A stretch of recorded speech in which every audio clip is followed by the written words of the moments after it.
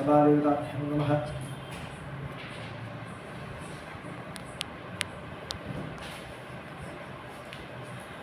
అర్ధనారీశ్వరం ఇవాళ రోజున చెప్పుకోగలిగిన టాపిక్ అర్ధనారీశ్వరం. అమ్మవారు స్వామి యొక్క అర్ధాంగిని వామాంగి వామభాగం ఎలా పొందారో తెలుసుకోండి. అంతా ఆ దేవి మునులతోనూ అమ్మవారు మునులతోనూ దేవతా స్త్రీలతోనూ కూడినదై గౌతమోక్త ప్రకారంగా ఆ దివ్యగిరికి ప్రదక్షిణ చేసింది. గౌతమ మహాముని గురువుగా అని చెప్పారు కదా అమ్మవారికి ఏం చేయమన్నారు. అలానే శివుడు కూడా ఆదేశం చేశారు కదా అమ్మవారిని ఏం చేయమన్నారు. ఆ విధంగా అరుణాచలగిరికి ప్రదక్షిణ చేశారు అమ్మవారు. లక్ష్మీ సరస్వతుల చేత సచీదేవి చేత అరుంధతి మొదలైన ఋషిపత్నుల చేత సేవింపబడుచున్న ఆ అద్రిజాదేవి శివ సాయుధ్యమును కోరినదై అంటే అరుణగిరి స్వామి యొక్క భార్య ఎవరెవరి ద్వారా సేవింపబడింది? లక్ష్మి, సరస్వతి, ఆవిడే లలితమ్మ. చాలా చోట్ల లలితమ్మ వారి ఫోటోలు తప్పుగా ప్రింట్ అవుతున్నాయి. Left side Saraswati, right side లక్ష్మీదేవిగా ఉన్నట్టు పడుతున్నాయి. అవి తప్పు. అలాంటి పటాలు ఇంట్లో పెట్టుకోకండి. అర్థమైందా? లలితా స్తోత్రం చదివితే అర్థమవుతుంది అమ్మవారు ఎలా సేవింపబడుతున్నారని. లలితా సహస్రనామ స్తోత్రంలో ఉందంటే కుడివైపున సరస్వతీదేవి, ఎడం వైపున లక్ష్మీదేవి ఉన్నారు. బై మిస్టేక్ ఏముందంటే ప్రింటింగ్ డెవలప్మెంట్ చేయడంలో ఎక్కడో కుడివైపు లక్ష్మీదేవి, ఎడమవైపు సరస్వతిని వస్తున్నారు. అలాంటి పటాలు ఇంట్లో పెట్టుకోవద్దు. ఎందుకంటే సరస్వతిని ఫాలో అయ్యి లక్ష్మి వస్తుందని శాస్త్రం. సో కుడి పక్కన అమ్మవారికి సరస్వతీదేవి, ఎడం పక్కన లక్ష్మీదేవి. ఇప్పుడే కలియకండి అమ్మ ఉంచండి. అలానే ఉంచండి, కలిగి ముందే చూసుకోవాలి. అలా లక్ష్మీ, సరస్వతి, సచీదేవి, అరుంధతి మొదలైన ఋషిపత్నులందరూ కలిసి అమ్మవారు సేవింపబడుతున్నారు. తన విరహాగ్ని చే మరీ ప్రజ్వలిల్లుతూ అగ్నిరూపమైన స్వయంభూలింగమైన ఆ గిరిని పవిత్ర వివాహాగ్నిగా భావించి పెళ్లి చేసినప్పుడు మధ్యలో అగ్నిహోత్రం ఉంటుంది కదా, అలా అరుణగిరి యొక్క అగ్నిలింగం కదా అది. ఆ అగ్నిలింగానే తన వివాహానికి ఉన్న లింగ మన దాన్ని ఏమంటాం, హోమగుండం అంటాం కదా, అగ్ని సంస్కారం చేస్తారు వివాహంలో. అలా ఊహించుకుని అమ్మవారు దండం పెట్టింది, ప్రణమిల్లి అంజలి బంధించి తనకు సకలాభీష్ట ప్రదాత అష్టమూర్తి అయిన ఆ పరమేశ్వరుని స్తుతించింది. అష్టమూర్తి తత్వం శివుడు అష్టమూర్తి. మన అష్టదిక్పాలకులు ఎలా ఉన్నారు, పంచభూతాలు ఎలా ఉన్నారు, అలా ఒక్కొక్క దానిలో శివుడు ఉన్నాడని చెప్పడానికి అష్టమూర్తులు అంటే. అలానే శివుడికి పాంచేశ్వరుడు అని కూడా పేరు, 5 ముఖాలు ఉన్నవాడు అని కూడా పేరు. అంతా ఆ దేవతలకెల్లా ప్రభుత్వం సముడు సర్వదేవత సేవితుడు సుప్రసన్నమూర్తి అయిన అగ్నిలింగేశ్వరుడు అంటే ఎవరు? అరుణాచలుడు. వియోగాగ్నిని తాపసాగ్నిగా సంస్కరించి మరీ ఉజ్వలంగా ప్రకాశిస్తున్న ఆ పార్వతీదేవికి ప్రత్యక్షమయ్యాడు. అంతటా అమ్మవారి యొక్క తపస్సుకి స్వామి సంతసించి ప్రత్యక్షమయ్యాడు. గొప్పనైన తేజస్తంభాలకి దర్శనమిచ్చారు. ఏం అలా పడుకుంటున్నారు? ఏస్తారు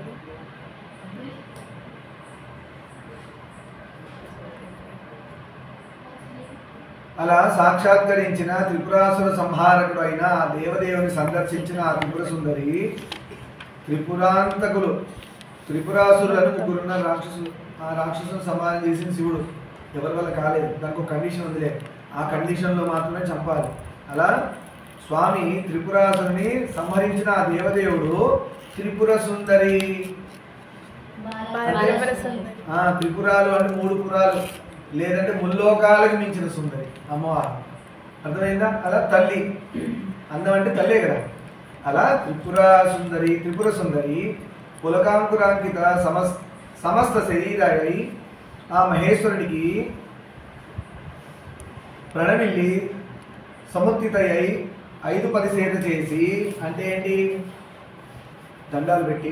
5-10 సేద అంటే దండాలు పెట్టడం, లేదంటే సాష్టాంగ నమస్కారం పెట్టి మన ఇద్దరికి అవినాభావ సంబంధం కలిగి అందువలన భూతలంకెల్లా సకల ఐశ్వర్య సంపత్తి ఆవహిల్లుగాక అని అన్నారు. మళ్ళీ అమ్మవారు ఐవారు చేస్తున్నారు కాబట్టి భూతలమెల్లా శుభం కలుగుగాక, అందరికీ మంచి జరగాలని అంటున్నారు అమ్మవారు. దేవతల యొక్క, బ్రాహ్మణుల యొక్క, మానవుల యొక్క సన్నిధిని అనుగ్రహింపుము, అందరికీ దర్శనమీయవయ్యా స్వామి అని అడుగుతున్నారు అమ్మవారు. ఇక్కడ నిన్ను సేవించే వారి ప్రార్థనలు అంగీకరించే నీవు సకల ఉత్సవముల చేత నిత్య పూజనీయుడవు అంటే అరుణాచలంలో రకరకాల సకల ఉత్సవాలు జరుగుతాయి. ఎన్ని రకాలు ఉన్నాయి అలా, బ్రహ్మోత్సవాలతో కావచ్చు, రథోత్సవం, డోలోత్సవం, అలా చాలా ఉన్నాయి, ఊరేగింపు సేవలు అలా. నిత్య పూజనీయుడు, నిత్యం నీకు పూజలు జరుగుతుంటాయని అమ్మవారు చెప్తున్నారు. ఎవరికి? అయ్యవారికి. నిత్య కళ్యాణమూర్తివి అగుదువుగాక. నిత్య కళ్యాణం శివుడికి అక్కడ భద్రాచలంలో ఎలా చేస్తారు అలా మన తిరుమల స్వామి కూడా. కరుణాపూర్ణ సుధాబ్ధి అంటే గొప్పనైన కరుణ కలవాడా అని అర్థం, లేదంటే కరుణ అనే అమృతాన్ని మా వైపు కురిపించేవాడా అని అర్థం. కరుణ అనే అమృతాన్ని మాపై వర్షించేవాడా.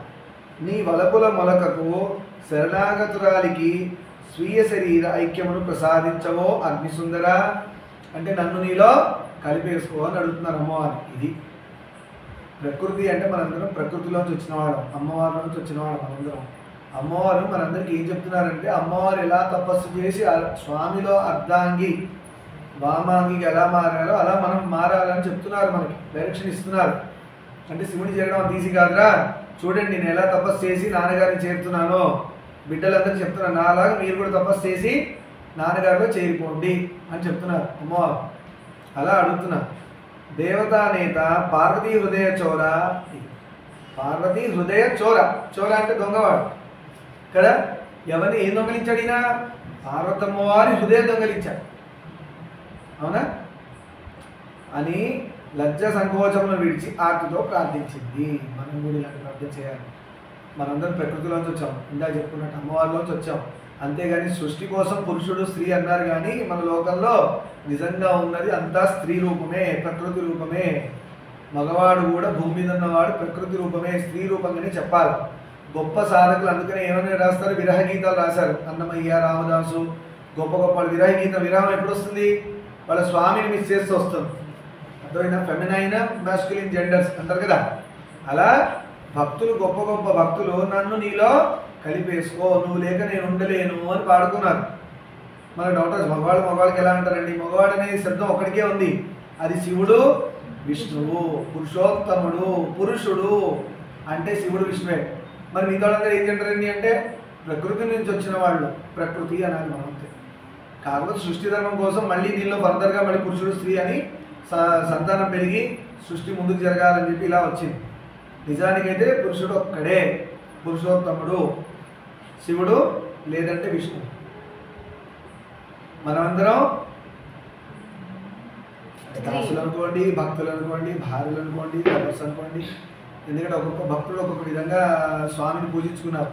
అందుకే కదా అది ఏమని వచ్చింది శ్లోకం నరసింహస్వామిది, మాతా నృసింహస్య పితా నృసింహ రాధా నృసింహస్య సఖా నృసింహ విద్యా నృసింహస్య ద్రవిణ నృసింహ లక్ష్మీ నృసింహస్య మమ దేహి కరావలంబం. నువ్వే తల్లి, నువ్వే తండ్రి, నువ్వే తమ్ముడివి, నువ్వే ఫ్రెండ్వి, నువ్వే డీరెస్ట్వి, నువ్వే విద్యవి, నువ్వే లక్ష్మివి. నా దగ్గర ఉన్న చుట్టు పదార్థాలు నువ్వే, అన్నీ అంతటా నువ్వే, అన్నీ నువ్వే. ఇది రావాలి సాధనలో. అంతటా నువ్వే, అన్నీ నువ్వే. మనం నిన్న పురాణంలో చెప్పుకుంటూ మనం వేరే జంతువుల్లో పర్టికులర్ కుక్కకే చాలా వాల్యూ ఇస్తున్నాము. ఎందుకంటే మనం మనిషి సెల్ఫిష్నెస్ ఉంది. ఎందుకంటే ఇంత ముద్దపడేస్తే సెక్యూరిటీ గార్డ్లా పడి ఉంటుంది, వేరే జంతువులు అలా చేయవని కదా ఒక్క రీజన్ వల్ల కుక్కను ఇస్తున్నారు. కుక్కగా క్వాలిటీ లేకపోతే ఎలపడేసేవాడు, అవునా? ఇంకోటి మరి విశ్వాసం ఓనర్ అంటే. కానీ ఆఫ్టర్ ఆల్ మనిషి పెట్టి ఒక ముద్దపడేసి మనమే ఓనర్ ఫీల్ అయ్యి ఒక ముద్దపడేసి విశ్వాసంగా ఉన్న కుక్కకున్న విశ్వాసం దేవుడి పట్ల మనిషికి ఎందుకు లేదు?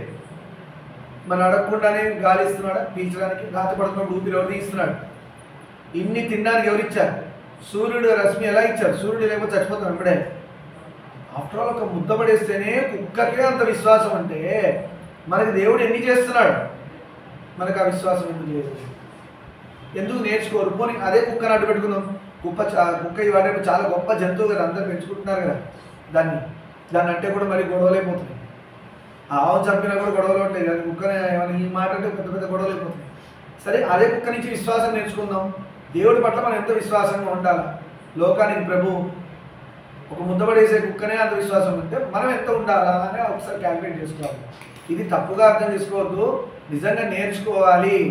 సాధన పరంగా ముందుకు వెళ్ళాలి, సాధన పరంగా ఏమైనా నేర్చుకొని భగవంతుడిలో ఎలా లీనమవ్వాలనుకునే వాడికి ఇది ఒక మంచి గురి. నన్ను ఎలా మార్చుకోను, నేను ఎలా దేవుడి దగ్గర అవ్వాలి, నన్ను ఎలా మార్చుకోను, నేను ఎలా దేవుడి దగ్గర అవ్వాలి, ఇదే తపన ఉండాలి. లోకంలో చేసే పనులు అందరూ చేస్తున్నారు, ఎన్నో జంతువులు చేస్తున్నాయి వాటి డ్యూటీస్. మనిషి కూడా ఎంతోమంది గొప్పవాళ్ళు గొప్ప గొప్ప పనులు చేస్తున్నారు, చెడ్డవాళ్ళు చెడ్డ చెడ్డ పనులు చేస్తున్నారు, చచ్చిపోతున్నారు పుడుతున్నారు, పుడుతున్నారు, దోమలు కూడా చస్తున్నాయి పుడుతున్నాయి. మనం కూడా అంతే సమానంగా చేస్తున్నాం పుడుతున్నాం, డిఫరెన్స్ ఏమీ లేదు. కానీ మనిషికి అన్ని జంతువులు ఏమిదో ఒకటి ఉంది, ఏంటది? మనసు, బుద్ధి, వివేకం, ఆలోచన. తను పడిపోకుండా మార్చుకోగలడు. దెబ్బలు తగిలినప్పుడే మారిపోవాలి, లేదంటే దెబ్బ తగిలించుకోవడానికి మనం ఉన్నాం. ఒక్కొక్కసారి మనిషి జీవితాల్లో కష్టాలు వస్తాయి, అది భగవంతుడు ఎందుకు ఇస్తాడంటే దాన్ని బట్టి నువ్వు మారుతావురా. పుట్టిగా అయితే భగవంతుడు కష్టాలు ఇవ్వడు, సాడిస్ట్ కాదు ఆయన. ఒక అమ్మాయి గురుగారిని అడిగింది, స్వామి మేము భగవంతుడిలో అంశం కదా, మరి మమ్మల్ని ఎందుకు దేవుడు వదిలేశాడు? దేవుడు మిమ్మల్ని వదిలేదేమో, మీరు దేవుడు వదిలేశాడు. ఒక పీఠాధిపతిని ఒక అమ్మాయి ఎవరు ఇంటర్వ్యూలో అడిగితే, అంటే ఏమన్నాడు ఆయన, ఎంత బాగా చెప్పారంటే గురుగారు, నువ్వు బొమ్మలవి చూస్తూ నువ్వు అమ్మను వదిలేసావు అంటే చుట్టూ ఉన్న బొమ్మను చూసి మనం దేవుడిని వదిలేసాం. అది ఉద్దేశం. చుట్టూ ఉన్న మాయా ప్రపంచాన్ని చూసి మనం ఏం చేసాం? దేవుడిని వదిలేసాం. ఇప్పుడు చెప్పండి, ఆయన వదిలేసాడా మనం ఆయన వదిలేసామా? 24 గంటల్లో మీరు ఎప్పుడు పట్టుకున్నారు దేవుడిని చెప్పండి? మీరు అంటే మనం అందరం ఎప్పుడు పట్టుకున్నాం దేవుడిని? ఎంతసేపు పట్టుకున్నాం? మళ్ళీ ఆయన ఏమంటే కాబట్టి ఆయన నన్ను వదిలేశాడని చెప్పి ఒక రాంగ్ క్లెయిమ్ ఆయన మీద వేస్తున్నాం, రాంగ్ కమెంట్ ఒకటి పాస్ చేస్తున్నాం దేవుడిని. ఆయన పట్టుకోద్దన్నాడా? 24 గంటలు పట్టుకోమని చెప్తున్నాడు ఆయన పొందమని చెప్తున్నాడు దేవుడు, ఆయనలో కలిసిపోమని చెప్తున్నాడు. మనం ఉన్నాం ఎంత బిజీ షెడ్యూల్ అంటే పొద్దున్న లేచినప్పటి నుంచి మన శరీరానికి సంబంధించినవి, మన బుద్ధికి సంబంధించినవి, డబ్బుకు సంబంధించినవి, ఇంకోళ్ళ కంఫర్ట్కి సంబంధించినవి, ఇవన్నీ చేస్తున్నాం కాబట్టి మరి దేవుడు దొరకట్లేదు. నిన్న ఇంకో వాక్యం చెప్పుకున్నాం, శాస్త్రవాక్యం, పరోపకారం ఇదం శరీరం. ఇది కూడా రాంగ్ ప్రొజెక్ట్ చేశాను నేను, నిన్న కూడా అన్నాను. పరోపకారం ఇదం శరీరం అంటే పోయి వేరే వాళ్ళకి ఉపకారం చేయమని అనుకుంటారు. ఫోన్లే అలా చేసినప్పుడు మంచిదే అని చెప్పుకున్నాం, ఒకటి హెల్పింగ్ నేచర్ మంచిదే, కానీ యాక్చువల్ మీనింగ్ అది కాంట. పర ఉపకారం ఇదం శరీరం. పరము ఏది? పరం. శరీరం కానిది పరం, అదే ఆత్మ. ఆత్మని సాధన చేసి పరమాత్మలో కలిసిపోవడం, అది పరోపకారం ఇదం శరీరం. నీకు ఈ శరీరం దేవుడు ఎందుకు ఇచ్చాడు అంటే ఆత్మని పరమాత్మలో కలిసి లీనమైపోవడానికి ఇచ్చారు. దాన్ని అదే అంటున్నారు, అదే మాయ. ఎన్ని రకాలుగా అర్థం చేసుకోండి. ఈ భూమిలో ఉండాలంటేనేమో పరోపకారం ఇదం శరీరం, వాళ్ళ వీళ్ళ సేవలు చేసి ఇక్కడే పుడుతూ పుణ్యం చేసుకొని ఇక్కడే చచ్చి ఇక్కడే పుట్టి, ఇప్పుడు కాకపోతే ఇంకో గొప్పవాడికి ఎప్పటికో. రమణ మహర్షి గారు అంతే అంటారు. అందుకే అంటారు, స్వామి ఎన్నో జన్మలు ఉన్నాయా అని అడిగారంట. ఈ జన్మనే అబద్ధం రా, ఇంకో జన్మలు ఎందుకుంటారా? ఈ జన్మే అబద్ధం, ఇంకా జన్మలు ఎందుకుంటాయి? ఒక అబద్ధం అంటే మిగతా కూడా అబద్ధాలే కదా. ఆయన ఎందుకలా అన్నారు అబద్ధం అని? స్వామి ఇది ఏది ఉండదు, అందుకే అబద్ధం. ఇప్పుడు మీ తాత ముత్తాతలు ఇంకా ఉన్నారా? ఏది మరి నిజమైతే ఉన్నారుగా. మరి వాళ్ళు చేసిన పనులన్నీ ఎండిపోయినాయి, వాళ్ళు కట్టిన బిల్డింగ్స్ ఉంటాయి అంతే, అవి కూడా ఏదో రోజు పోతాయి. అందుకన్నారు గొప్పవాళ్ళు, అంతా భ్రాంతి, బ్రహ్మ సత్యం, జగత్ మిథ్య, వర్చువల్. ఉన్నట్టుగా కనబడుతుంది ఇదంతా, నిజంగానే ముట్టుకుంటే తగ్గుతుంది, కానీ ముట్టుకుంది అబద్ధమే, తాకేది కూడా అబద్ధమే. ఇది రెండు ఎప్పుడో వెళ్ళిపోతాయి ఏదో రోజు. ఈ ఇల్లు కట్టక ముందు ఇంతకుముందు ఇక్కడ ఇల్లు లేవా? ఉండుండొచ్చు, భూస్థాపితం అయిపోయి ఉండొచ్చు కొన్ని యుగాల క్రితమో కొన్ని సంవత్సరాల క్రితం. ఇప్పుడు ఏదో ల్యాండ్ ఉంది కదా ఇల్లు కట్టేసి నా ఇల్లు అంటే ఇది కొన్ని సంవత్సరాలతో ఉంటుందో భూస్థాపితం అయిపోతుంది, అది తెలుసు కొన్ని సంవత్సరాల తర్వాత. అప్పుడు కృతయుగంలో బిల్డింగ్లు కట్టారు, ఏవి? ద్వాపర యుగంలో కట్టారు భూమి మీద, ఏవి? త్రేతాయుగంలో కట్టారు, ద్వాపర యుగంలో కట్టారు. మరి అట్టుపుట్టి 5000 సంవత్సరాలు కృష్ణుడు వెళ్ళాక, మరి ఏవి బిల్డింగ్స్ అని? అంత ల్యాండ్గా మారిపోయింది ఎందుకు అంటే అందులో మనుషులు లేరా? ఉన్నారుగా. దీన్ని బట్టి ఏమర్థం అవుతుంది? ఇదంతా కల్పన, క్రియేటివిటీ వెళ్ళిపోతుంది, ఏదో రోజు వెళ్ళిపోతున్నాం. టైం ఎలా వెళ్ళిపోతుందా? కాలంలోంచి అన్నీ వెళ్ళిపోతుంది. సరే, అందుకని ఏది నిజమో ఏది సత్యమో దాన్ని పట్టుకోవాలి. ఆత్మ సాధన ఎలా చేయాలి? రోజు అట్లీస్ట్ ఒక 5 times అన్నా 10 times అన్నా ఏ పనులు పెట్టుకోకుండా, నీకు పొద్దున వీలైతే పొద్దున, రాత్రి వీలైతే రాత్రి, డిస్టర్బెన్స్ లేనప్పుడు, ఎవ్వరు డిస్టర్బ్ చేయనప్పుడు, కామ్గా ఉన్నప్పుడు అలా కళ్ళు మూసుకొని నేను శరీరం కాదు, నేను ఆత్మని, నేను లోపల ఉన్నాను, బయట ఉన్నది నేను కాదు, ఈ బయట ఉన్న దానికి ఇన్ని సంబంధాలు ఉన్నాయి, ఇవన్నీ నిజం కాదు, అబద్ధం. ఏది నిజం? లోపల ఉన్నది నిజం. దానికి చావడం అనేది ఉందా? లేదు. అది ఎప్పటి నుంచో ఉంది, ఇప్పుడు ఉంది, రేపు పొద్దున ఈ శరీరం పడిపోతే మళ్ళీ ఉంటుంది, మళ్ళీ ఎక్కడి నుంచి వచ్చింది అక్కడికి వెళ్ళిపోతుంది, మళ్ళీ ఇంకో షర్ట్ ఏదో ప్యాంట్ వేసుకొని వచ్చింది అంటే శరీరంగా దాల్చి వస్తుంది. అంటే నేను శరీరం అంటే నొప్పులన్నీ వచ్చేసాయి. అమ్మో చచ్చిపోతాను, అమ్మో తిడతాడు, అమ్మో కొడతాడు, ఇవన్నీ వచ్చాయి. ఇది తినాలి. నేను ఆత్మని లోపల ఆలోచించామనుకో, నేను ఆత్మని, నేను ఆత్మని, నేను ఆత్మని, నేను ఆత్మని అలా అనుకుంటూ అనుకుంటూ అనుకుంటూ సాధన చేసి చేసి చేసి చేసి ఏదో రోజు అలా నుంచుంటాడు. అలా ఫస్ట్ టైం 1 సెకండ్ నుంచుంటాడు, తర్వాత 2 సెకండ్లు నుంచుంటాడు. నేను ఆత్మని, శరీరం కాదు, నేను ఆత్మని, నేను శరీరం కాదు, అలా అనుకుంటూ ఉండాలి, అనుకుంటూ ఉండాలి, అనుకుంటూ ఉండాలి. మెమరీస్ గుర్తు చేయాలి. గుర్తు చేస్తుంటే ఏమవుతుంది? అరుణాచల శివ స్వామి మనం భజన చెప్పుకున్నాం. దేహభావమును స్వామి దహించు మా స్వామి అడుగుతున్నా, రిక్వెస్ట్ చేస్తున్నా. దేహభావంని కాల్చేయి. ఎందుకు? కాల్చే కెపాసిటీ ఆయనకే బాగుంది. అగ్నిలింగం. దేహభావం కాల్చు స్వామి అంటే అర్థం ఏంటి? నన్ను ఆత్మగా నుంచోబెట్టు స్వామి, నన్ను దేహవాసన తీసేయి. ఎంతసేపు భార్య, పిల్లలు, తల్లి అంటే అందరిని వదిలేమని కాదు. 24 గంటలు వాళ్ళతో ఉన్నా ఒక్క 5 నిమిషాలు నీ కోసం, ఒక్క 5 నిమిషాలే. మీతో 23 hours 55 minutes అందరిని పట్టించుకో. ఇంకొక 5 నిమిషాలు మాత్రమే నేనుగా నుంచుంటాను, ఆత్మగా నుంచుంటాను. ఆత్మగా నుంచోవడం అంటే కూర్చున్నప్పుడే ఆత్మగా ఫీల్ అవ్వడం. ఆ లోపలున్న ఆ గొప్ప వెలుతురు మనలో ఎప్పటి నుంచో ఎన్నో జన్మల నుంచి మనతో పాటు అంటు పెట్టుకుని ఉందే శరీరాన్ని. మన శరీరం కాదు అనుకున్నప్పుడు ఏమవుతాం? అదే మనమవుతాం. లేదంటే ఏమనిపిస్తుంది? మనల్ని అంటి పెట్టుకొని ఉందంటే నేను శరీరం అయ్యి, అవునా కాదు? నేను ఆత్మగా అంటే నేను అప్పుడు ఏమనాలి? నేను ఆత్మగా ఉంటే నా డైలాగ్ ఏమొస్తుంది? ఇలా ఏ విధంగా మాట్లాడగలను? నేను ఆత్మ అయి ఉంటే ఎన్నో రోజుల నుంచి ఇలాంటివి, ఎన్నో జన్మల నుంచి ఇలాంటివి వేసుకున్నా అంటాడు. చెప్పడం ఈజీ. నేను మీకు జనరల్ ఎగ్జాంపుల్ చెప్తున్నాను. అలా నిలబడ్డవాడు స్వామికి దగ్గర అవుతున్నాడని ఎన్ని పూజలు చేయండి, ఎన్ని అభిషేకాలు చేయండి, గొప్ప గొప్ప అశ్వమేధ యాగాలు చేయండి, భజనలు చేయండి, అన్నీ చేయండి. కానీ ఆత్మగా నిలబడడం వచ్చినప్పుడే సాధన బిగిన్ అయింది. ఆత్మగా ఎంతసేపు నిల్చోగలిగితే దేవుడికి అంత దగ్గర, అంటే వాడు ట్రాక్ ఎక్కాడు. ఆత్మగా నిల్చోవడం వచ్చింది. 1 సెకండ్ ఉంది, చాలా గ్రేట్. ఆ 1 సెకండ్ నిలబడడానికి వాడు ఎన్నో వేల సంవత్సరాలని తపస్సు చేస్తే ఆ 1 సెకండ్ ఆత్మగా నిల్చుంటాడు. ఇది మనకి తెలియకుండా రాత్రి కూడా నిద్రలో జరిగిపోతుంది. గుర్తుంటుందా మీకు ఏం జరుగుతుందో? కానీ పొద్దున్న లేవగానే ఎంత ఫ్రెష్ ఉంటుంది చూసారా? నిజంగా పడుకొని అలా ఏం తెలియకుండా పడుకోవడం కాదు, మనము మేలుకో నుండి ఆత్మగా అలా పడుకోగలగా. మేలుకొని నిద్రలో పడుకున్నట్టుగా పడుకోవడం రావాలి. దాని నిద్ర అన్నప్పుడు ఆత్మగా నిల్చున్నాడు అంటారు. అదే రమణ మహర్షి గారు శివలింగాన్ని పట్టుకొని ఉన్నారని చెప్పాను ఒక రోజున. ఆత్మ సరే. కరుణేందు శేఖరుడు తరుణేందు మౌళి ఆమె పట్ల అత్యంత ప్రీతి చేతస్కుడై ఆమెకు తన శరీరార్థమును ప్రసాదించి తన యొక్క అర్ధ శరీరం ఇచ్చేశాడు అమ్మవారికి. మరి ఆమె చేసిన భగవంతుడు ఇవ్వడానికి రెడీగా ఉన్నాడు. మనం ఆ విధంగా సాధన చేయట్లేదు. చూడండి అమ్మవారు ఎంత బాగా చెప్తున్నారు. మరి నేనే కాదు, మీరు కూడా ఆయన శరీరంలోకి చేరిపోవచ్చు. ఒకసారి ఆదిశేషుడు అనుకున్నాడంట, మన నటరాజ స్వామి నృత్యం చేస్తుంటే ఎంత బాగుంటుందో చూడాలని విష్ణువుని పర్మిషన్ అడిగి చిన్న పాము రూపంలో ఆయన కాలు పట్టుకుని కూర్చున్నాడు. ఆయన డాన్స్ తాండవం చేస్తుంటే జారుతున్నాడు, మళ్ళీ ఎక్కుతున్నాడు, జారుతున్నాడు, ఎక్కుతున్నాడు. ఆదిశేషుడు విష్ణువు పడుతున్నాడు పవళింపు. అవునా? హాయిగా మనం ఏమంటారు, సయ్యలా ఉంటారు ఆయన. అలా భక్తుడు అనుకున్నాడు, వెళ్ళిపోయాడు. పతంజలి, వ్యాఘ్రపాదుడు, శివుడి యొక్క సేవకులు, వీళ్ళందరూ మనలాంటి మనుషుల నుండి గొప్పగా సాధన చేసి స్వామి దగ్గర ఎప్పుడు ఉండిపోయారు. అలా ఛాన్స్ ఉంది అని చెప్పడానికి. ఆమె కోరిన వరాలనే కాక చండీశ్వరుడు చెప్పాను. చండీశ్వరుడు కూడా గొప్ప శివభక్తుడు, మళ్ళానే మనిషిలాగా పుట్టి అలా ఎలా ఉన్నాడు అలా వెళ్ళిపోయాడు కైలాసానికి శరీరంతో. అసలు జనరల్ శరీరంతో ఎలా చేయలేదు వేరే లోకాలకి, కానీ శివుడు తెలుసుకుంటే ఎలా తీశారు. రామదాస్ అలానే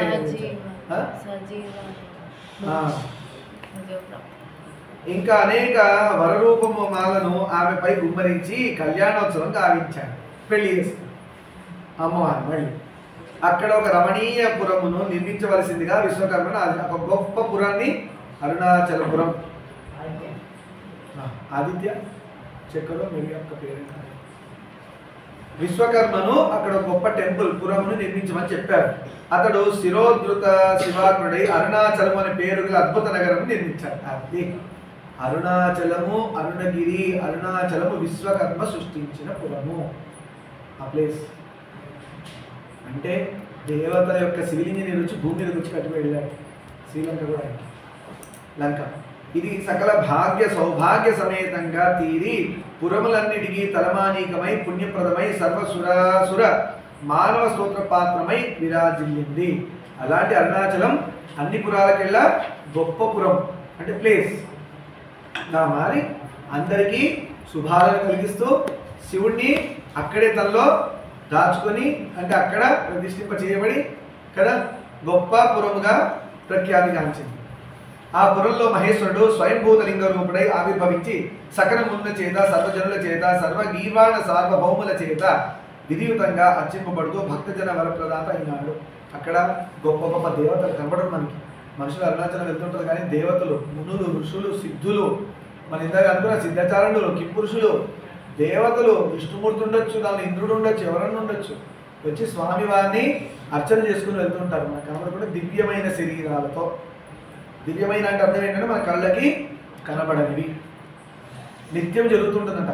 అపీత కుచ నాయకుని అంబా సమేతంగా భక్తియుక్తులై సేవించుకున్న వారు సకల పాప విముక్తులు అవుతారు. అక్కడ అరుణాచలేశ్వరుడు, అమ్మవారి పేరు అపీత కుచాంబ. వీళ్ళిద్దరిని కనుక మనం అక్కడ పోయి సేవ చేసుకుంటే వాళ్ళు అన్ని పాపాలు పోయి శివ సాహిత్యం కలుగుతుంది, ముక్తులు అవుతారు. అంటే ఈ శరీర భ్రాంతి కాల్చేస్తాడు స్వామి, తీసేసి నేను ఆత్మని. ఈ ఆత్మ ఎక్కడి నుంచి వచ్చింది? శివుడు అనే పరమాత్మ నుంచి వచ్చింది. అంటే ఆత్మని శివుడు అయిపోయాడు, ఈ శివుడు శివుడిలో కలిసిపోయాడు. అర్థమైందా? ఆశ్చర్యకర యశో విశాలుడు అరుణాచల దేవుడైన మహేశ్వరుని ముఖ మహాప్రభావ సంపన్నము అప్రమేయము అగు మహత్యమును స్మరించువారు ఈ గొప్పనైన అరుణాచల మహత్యాన్ని విన్నవాళ్ళు, స్మరించిన వాళ్ళు, పఠించువారు, శ్రవణం చేయువారు అక్షయమైన శివ పదమును ప్రాప్తించరు.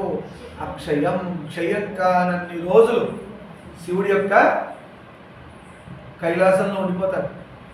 అంటే ఇంకేముంది, కైలాసంలో ఉంటారు. ఇక అక్షయం అంటే తరగనన్ని రోజులు అంటున్నారు, క్షయం కానన్ని రోజులు కైలాసంలో ఉంటారు అని చెప్పుకుంటూ ఈరోజు పురాణం శుభం పలుకుతారు. సర్వం శుభామే స్వకారాభిస్తూ లోకాన్ సమస్తాంశునో భవంతు.